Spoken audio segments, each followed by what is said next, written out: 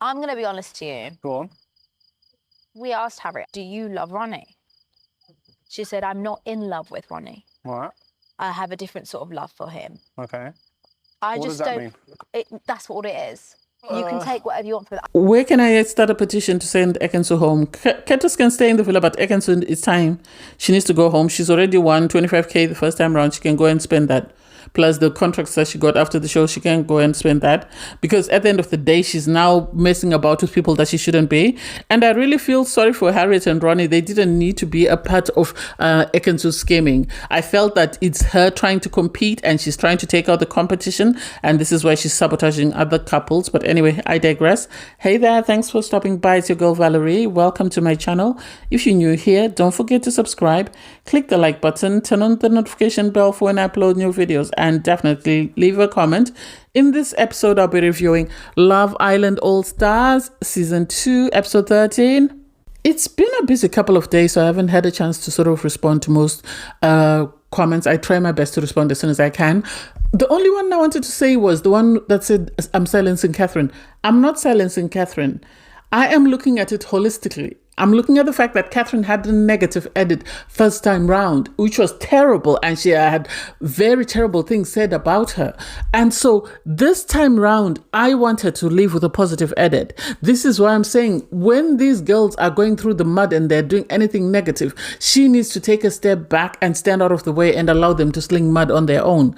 Because at the end of the day, whether she just says one word or she says 100, she is going to always be portrayed as the villain, or she's going to be given the villain narrative. This is why I said she needs to take a step back.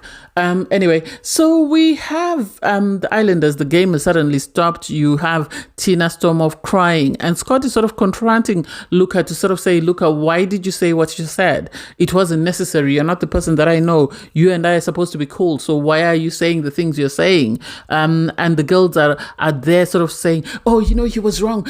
And it's like, Ekin-su, the fact that she's patronizingly telling her, you need to speak to Scott, because then Kaz comes out, and I don't know why Kaz comes out to sort of ask Scott, what happened? What did you say? Were you planning on saying this? Because the girl is crying. And Scott said, yeah, I was planning on talking to her. So she then asks, do you want to talk to her now? And he says, yes. So she runs in to sort of bring out Tina to say, okay, he wants to speak to you. And Tina is sort of saying, I'm not in the right headspace. And for Ekin-su to say, you need to speak to Scott now. Like, it's like, why are you commanding her on what to do? Why are you telling her how to process her emotions? If she wants a time out and she wants time to sort of digest what's been said to her, allow her that time to digest it. But I am sorry, but Ekin-su needs to go home. She needs to go home because she needs to stop whatever she's doing. Tina goes out, she speaks to Scott. Scott is telling her, yeah, I'm an honest person. I just wanted you to know how I was feeling. And this is why I needed to speak to you. I don't know why Luca told you what he said when he said it, but I just needed time to sort of process what I was going through. And then I would have a conversation with you. And it's like, seriously, please. It's not that deep. I'm happy that she decided to call a time out on it, and she told him, she needed time. And so she went back into the changing room, and then she started crying, and the girls were listening to her. And it's like, it's not that deep. I thought they've been together for a week. Why is she so... I don't get why the girls become so emotional. I know people say it seems like months when you've been there for 24 hours, but still, it's a bit too much at times. It's a bit too much. You have, Ronnie and the guys sort of pull up Luca and say to him, you shouldn't have said what you said. And he's saying, well, if I have something to say, I have to say it. Yes, you have something to say, but that doesn't mean that you need to say it if it's going to hurt someone. If you had an opinion when you sat down with him and expressed himself, you should have answered yes or no to that, or you should have given your opinion to that. You shouldn't have waited until you were in a group with other people to sort of start saying whatever nonsense you wanted to say. In my opinion, Luca was wrong, Scott was wrong. They were both wrong. Tina is the victim of this situation. Scott and Luca are not the victim. Anyway, so you then have Grace sit down for a conversation with Luca. And Luca thought he could walk all over Grace. He didn't know who Grace is. This is why Grace has a type. Because Grace called him out and she said, I feel like the reason why you behaved the way you behaved towards Scott was because he kissed me. No, it's not about you. Don't make it about you. And Grace was like, excuse you. It's not about me, but still, that was one of the contributing factors. I counted them yesterday in my previous review. I feel like it was an accumulation of things, and majority of them were the fact that guys kept going back to kiss Grace, and he didn't like it. Instead of using his words, he decided to throw a fit and sort of get to the space where he is now, which is really sad. You have Ronnie. Ronnie takes Harriet to the secret garden for a chat. And while they're there, on their way there, you have this woman already being upset. And it's like, why is Elma still playing victim? You broke up with this man. You told him you didn't want him. You said it was done. He said, okay, you went your way. He went his way. So why are we making such a big deal out of nothing? Why are we making a big deal out of nothing? You said you didn't want him. You said you were done with him. You said you didn't want to be in a love triangle. He's insistent that he wants someone else. He's actually come out and said that he loves that person. So why are you still playing victim? Why are you still upset that he's not picked you? He doesn't want you. It's okay. You can keep it stepping. So you have Cass sit down for a chat with Montel, and well, Montel is sort of saying, I don't know whether you've got the soft, vulnerable side in you. And it's like, that's because she's always fighting everybody else's battle. And I think the guys have given her a label, which I really don't like, just because she's always fighting everybody else's battle, that she's she's the tough girl. And I wish she would step in her soft girl era. And she's sort of trying to reassure Montel that this is what she's trying to do. They do share a couple of kisses. Do I see them as a couple? Yeah, I see it. But the problem is Montel's personality. He comes across as he's so mellow, so easygoing that I don't know how long, Cass could keep it going with him before she's bored with him and she wants to move on. So I think he might need to sort of, not that I'm saying he should fight with people or whatever, but he's just too laid back for someone like Cass. She seems like she's adaptable, but I think over time she would come bored with it. You have Casey sit down for a conversation with Scott, and Scott is trying to sort of reassure everybody else in the group that he didn't say he doesn't have any feelings for her. He didn't say there wasn't any spark. He was just trying to say that they're at different places in the relationship. And it's like, that's nothing new. That's something that happens in a lot of relationships. You're never going to be at the same point at the same time. So for him to try and sort of minimize it, I don't get it, because you are saying that he doesn't think he's in it. And so now he's trying to sort of rephrase it and rebrand it and make it more sort of palatable. I don't get it, and I'm not buying whatever Scott is selling, because he keeps saying, I'm an honest guy. We don't know you. We don't know your season, so we don't know whether you're telling the truth or not. After his conversation with Casey, he's encouraged to go and speak to sort of Tina, and he goes to speak to Tina. Tina is just saying, tell me the truth, because I need to know the truth, because everybody else is coming at me and telling me different stories. So just tell me the truth of what you said, and then I'll be able to make a decision. And it's like, oh God, it's not that deep. It really is not that deep. The two of you know you're managing each other. If her type came in, she would jump ship. Same goes for you. So please, let's keep it stepping. You have Ronnie sitting with Harriet. Harriet is sitting on his lap. Ronnie is smitten. He's over the moon. He is happy that he's finally managed to corner Harriet. Grace is sitting next to them because they're a little group from season 11, so they get along very well. And out of the blue, you have Elma pull Cass for a chat. And she's trying to suss out, what did Ronnie say? Did he say he's fallen in love with Harriet? What is it? And it's like, seriously, you said to him you were done. You said to him you were done. He didn't say to you he was done. He said to you he had feelings for Harriet. He was trying to process that, but you told him you were done. So if you're done with him, why are you still wanting to know what's going on in his couple? That has nothing to do with you. That has nothing to do with you. Whether or not he's kissed Harriet, whether or not he's told Harriet he loves her, that is not your business. Turn your head to the side and focus on somebody else. Ron is sitting in the corner. He doesn't have a partner. You can go and sort of explore a connection with him. Nothing is stopping you from doing that. And it's like, oh my God, this woman. Anyway, all the islanders get ready for bed, and they're sort of the girls are trying to pacify Tina. You have Catherine sort of trying to reassure her by telling her that, he really likes you. Scott really likes you. So it's not that he really doesn't like you. Maybe he's just questioning where the two of you stand in this connection, which makes sense. Luca in the bed is busy complaining to the guys that Scott was poking him until he himself lost it. His plan was never to lose it, but Scott kept poking him, and it's like, nah, don't pretend like you're innocent, Luca. You knew what you're doing when you're doing it. Even when Grace tried to correct you, you were so quick to sort of silence her and shut her down. So please keep quiet. Ronnie's in bed with Harriet. He's sort of asking Harriet, so have you dated anyone since we broke up? And Harriet said yes. Oh, he lost his mind. Then he went and he asked Elma that, Elma, can we share the bed? And Elma said yes. And it's like, Ronnie's crazy. Ronnie's crazy. I think he didn't want to sleep outside alone again. So this is why he wanted to sleep in the bedroom, not because he wanted to share a bed with Elma. I'm surprised Elma gave in that quickly. I would have expected her to kick off and say, no, I don't want you in the bed. But then, hey, she's trying to be the bigger person, so what can she do? Oh, in the morning, you have, obviously, they still have debriefs, although they don't air. So the main topic of conversation is Scott, Tina, and Luca. And it's like, why are we milking this drama? It wasn't really that deep. Why are we milking it and making it something that it's not? You have the guys, you have Naz telling Luca that he will have to have a conversation with Scott just to iron out their grievances. They might not be the closest of friends, but they still need to talk about what happened and see if they can make amends or if they are just going to keep it stepping. Because at the end of the day, they're in this villa for however long, be it 2 days or 6 weeks. So you need to have a cordial environment. So I get where the guys are coming from, and I get why it's important for, Luca and Scott to sort of iron out their beef. You have the girls talking to Tina, and Tina is sort of talking about the fact that she feels some type of way because it didn't need to come out through Luca, and so she feels like she is now taking a step back because she doesn't want to go all in for someone who's not all in for her. And it's like, if that works for you, amazing. No one is holding you back. It is what it is.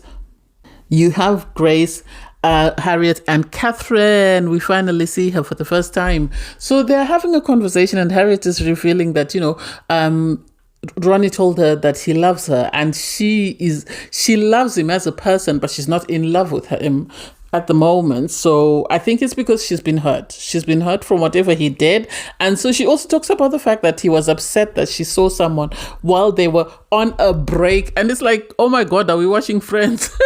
Why would he be upset if they were on a break? If he was seeing people while they were in a relationship, why would he be upset that she saw people while they were on a break? Make it make sense, Ronnie. Ronnie is all in for Harriet. I think seeing Harriet again, all those feelings have come back, and there's, the familiarity of being in the villa, that as well is not helping the situation. So he is all in, and he wants to go for Harriet. And if that works for him, amazing. Ronnie pulls Harriet for a chat, and he's sort of saying to her, I'm sorry, I behaved the way I behaved. Maybe I should have slept on it and then talked to you about it in the morning. I just want to know where we stand.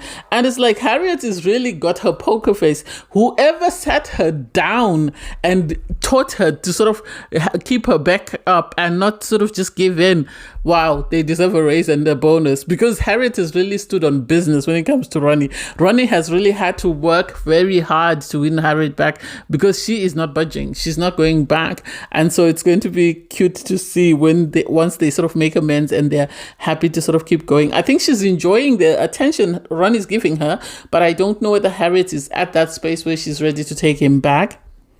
Luca pulls Tina for a chat. He apologizes for his behavior. He said he never intended to upset her. He was upset with Scott, but he shouldn't have taken out, his anger on her. He never meant to make a collateral damage for whatever was going on between him and Scott. So he sincerely apologizes for that.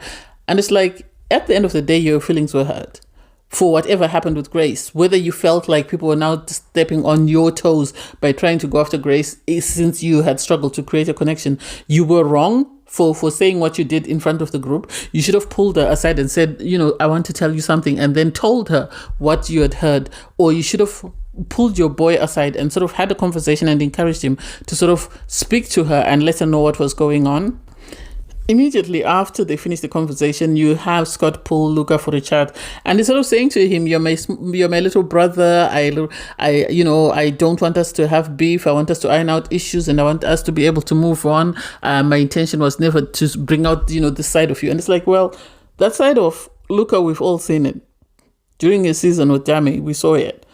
how he went after Tasha. So the idea that you think you've pulled it out of him, I don't think you've pulled it out of him. I think it's been there. He's been controlling it very well. And suddenly he got so comfortable and it just slipped. So it's not your fault. For them both to cry, I don't get it. I think part of it is using tears for sympathy. I don't know how genuine they are. So, hey, it is what it is. Anyway, the islanders get ready for the night. And so you have the girl sort of asking Harriet, so where do you stand with Ronnie? And she's sort of saying, I'm still open to exploring, because she's asked by Ekin-su, so what's your plan forward since Ronnie says he loves you? And she said, well, I'm still open to getting to know other people to see if there's anything there for me. I've been at home watching him kiss two girls on TV. So I deserve to give myself the opportunity to explore connections with other people, see if there's anything there. If there's nothing, then fine. If there is something, then I should be open to exploring it. Because he explored with the girls in the villa, realized that Harriet was it for him. So now he has to wait until Harriet has her epiphany, has her aha moment, and she decides whether he is it for her or she wants to explore with other people. So I get where she's coming from and I really understand it. Ronnie was in the background. I love Ronnie. I think he's very caring, especially for the girls in the villa. I think whether he's got a sister or whatever, he's got this thing whereby he really adores the girls and is always fighting for them and making sure that whatever is happening, nothing is done or said that will upset them. So I hope they work it out with Harriet. So you have Scott pull Tina for a chat and he's sort of trying to test the temperature. The problem for Scott is at the moment, he doesn't have a plan B. He's used to having a plan B and he doesn't have a plan B because his plan B was Tina. And now Tina has changed her mind and she's not going to pursue him. So he's trying to make amends. That way he's not left in the open and he's single and he's got no couple. So he's trying to say to her, I still like you. I still am getting to know you. I feel more comfortable now that we've taken the pressure off. I just want you to know that I was a bit stressed just because I overthink situations. And it's like, yes, you overthink situations, but then at the same time, you can't overthink and discuss with other people instead of discussing with the person you're in a couple with. You should have discussed with Tina, told her how you feel to avoid people coming back and telling her information, whether they told it correctly or not. You should have avoided that. That way you'd have been in a better space. So they agreed to give it another go, but Tina says her wall is up. So he will have to give it a really hard go before her wall comes down, because now she's questioning everything she does, whether she hugs him, whether she kisses him, she's questioning everything. So he will have to do a lot of grafting, which Scott says he's open to. In my opinion, he's open to it until Grace becomes available or until he finds his person. That's as far as I'm concerned.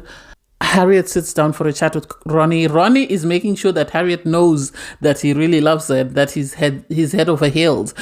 So he has a conversation with her and tells her, how he feels, how he can't wait for them to be in a couple. She's excited as well, and she's looking forward to them being in a couple. And it's like these two have very strong feelings for one another.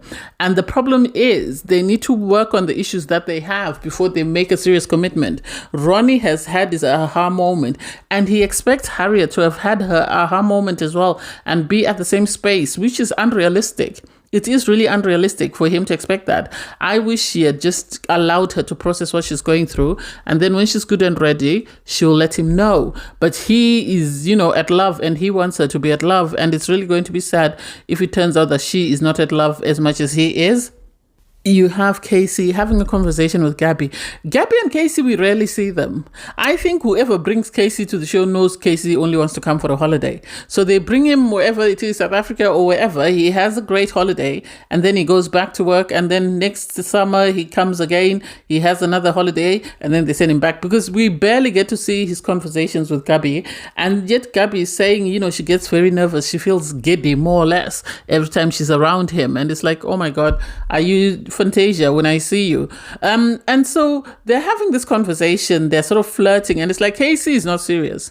Casey is only serious because he's got no other option. I think Casey and Scott are in the same boat. They are in the same boat. They're totally different boat from Ronnie, who is head over heels with his partner.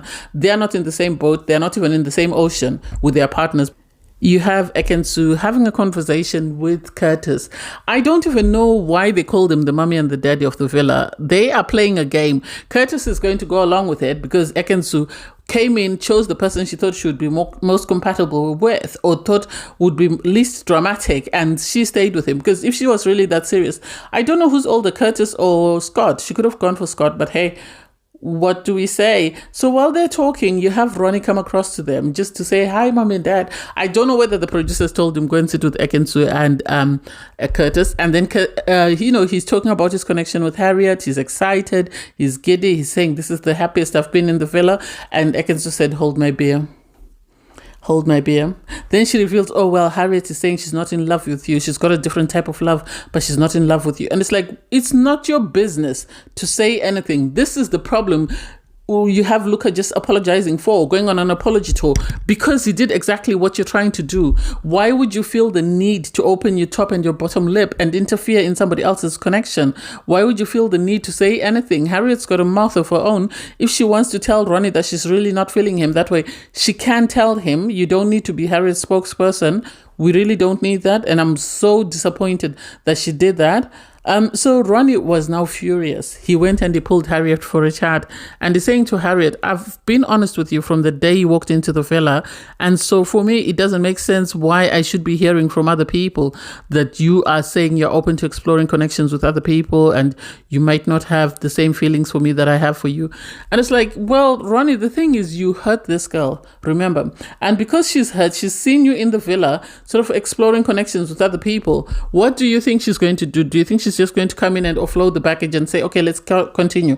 No, she's going to need you to graft. She's going to need you to heal her heart that you broke. And then maybe she'll be at the same space as you. For her to say she's open to exploring connections, she has to. She has to, because the first time around in the villa, she didn't explore anything because of you. And she went through a lot and was called names for that. And so she deserves to go in, do what she wants to do. If she feels like you're the person for her, amazing. If she feels you're not, then it is what it is. And for Ronnie to say, well, do you think I would sit there and watch you explore connections with other people? And it's like, oh my God, this is becoming scary. Now I understand what Harriet means by Ron is obsessed with her, because it's becoming scary. It's beginning to look like he's about to put pause on anyone who comes after Harriet. Now I understand why Ron was not interested in exploring and being a part of that love triangle. I'm sorry, but Ekin-su is wrong. Ekin-su is wrong. The audacity. I think for her, this is a competition. All she has her eye on is the prize. Because why would they bring someone who's won before? What was the reason behind bringing her back? Because she's not contributing anything apart from providing toxicity. If that's what they want, then they have that. Because the audacity to have her say that to Ronnie without first speaking to Harriet doesn't make sense. I feel like she's heard, Ronnie declare his love for Harriet so many times and she's decided to sabotage that. Because now you have Harriet and Ronnie fighting and it's like, why are you doing that? Why? Why didn't you go to Harriet and tell her? Because Ronnie is now saying to Harriet, you said you don't love me anymore. You said you want to explore connections with other people. Do you think I would sit here and watch you explore connections with other people? And Harriet is trying to say to him, when we were in the villa in season 11, you got to explore connections with multiple girls. I didn't. All I was focused on was you. And then while you were here, you explored connections with 2 other girls. That makes it 5. So why should I just sit there and just watch while you get to enjoy yourself and I don't? This is why I'm saying I'm open to the idea of exploring a connection. If someone comes in that I like, then I'm going to explore it. If not, then that's fine. But at the end of the day, that's where I am. Well, but Ekin-su said you don't love me. So Harriet got so upset, she said, let's go to Ekin-su. And Ekin-su was now trying to, oh, yeah, you said you don't have love for him. You don't love him. You're not in love with him, but you do have a different type of love for him and that you're open to exploring connections. And it's like, Ekin-su, why are you involving yourself in this drama? Why?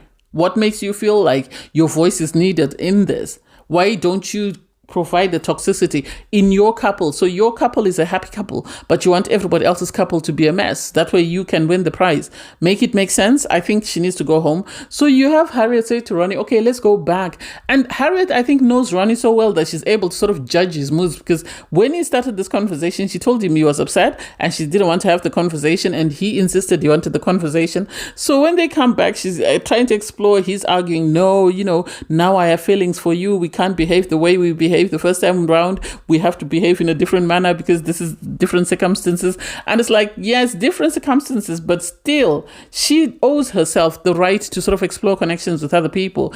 That's the least she owes herself. Whether you like it or not is a different story, but she deserves to explore connections with other people. She deserves to see if there's anything out there that's better than what you have to offer. Ronnie got so upset, he stormed off. The guys tried to sort of call him back to pacify him. He refused. I think he went for a smoke. I actually think he went for a smoke, because he went and we were shown a little door where he was standing. And I think that's the door that they use when they go to smoke, because apparently they're only allowed one person at a time to go out for a smoke. So I think that's where he went. And it's really sad because I love Ronnie and Harriet. I know a lot of people don't like them. I love them. I love the fact that you can see the level of maturity, the growth within them. Both Harriet, her ability to stand up for herself, and Ronnie, his ability to declare his feelings for the girl that he likes. I really love that.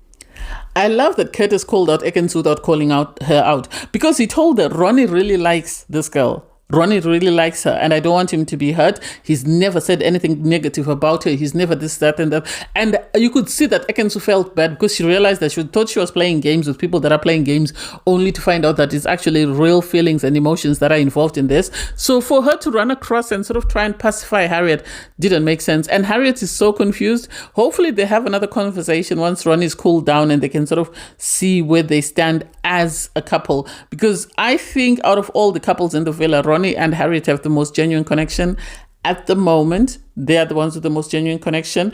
I'm sad to see that we've only seen snippets of Catherine again twice today. It seems we only get to see snippets of Catherine when she's not voicing an opinion about anybody else's situation. When she is exploring connections with other people, we don't get to see her, which I don't understand why they brought her back if they're not going to give her airtime. Anyway, I digress. Thanks guys for watching. Please don't forget to like, share, comment, and subscribe. And click the link in my video to watch my review from episode 12.